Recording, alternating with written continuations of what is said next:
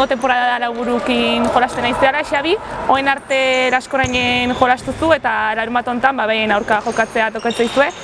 Nola ikustezea zu eta nola ikustezu taldea generalen? Lesio luzetatik nator eta oen dela gutxe zinez berriro jokatzen. Gogo askokin hau eta oen dita gehiago azkenen urtetan nire lagun eta ekipoko kide izan dien jokalarin kontra jokatzetelako. Kantxatik kanpo laguna gehiago indik, anaiare hortxe dauket, baina behin kantxan hasita jokatzen, lagunik ez dago eta aldan hobenengo dut. Oida, eta zuentzat oso garrantzitsua da larunbat hontan berriz garaipena lortzea ez, 3 puntu lortu eta sailkapenen goraiten jarraitzea. Bai, dinamikaia buelta bandi hau eta dinamika honi jarraipena eman nahien 3 puntu beharrezko dauzkegu. Azkenen goiko postuta behi da hor burrukatu nahi dugu eta puntu pixkanaka murrizten jun, orduan hasi behar du pixkanaka puntuei lortzen eta larunbateko ezinbesteko dira.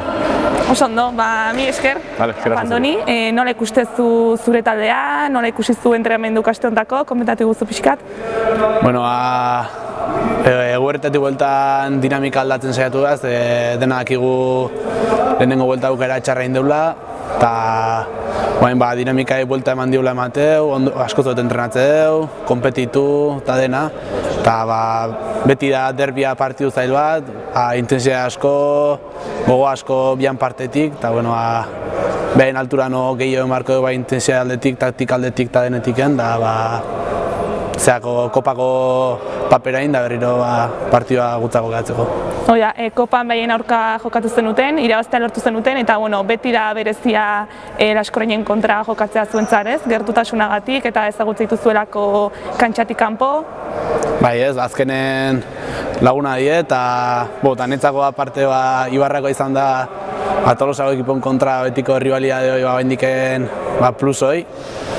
Eta partidu azteanen lagun gutxi ongo ie, beti errespetukin, baina partidu 3 puntu gutzako izan behar du bai, ezin dugu faiatu eta horaxe. Oso ondo, eskerrik asko eta zorte hon larun baten. Eskerrik asko zuri.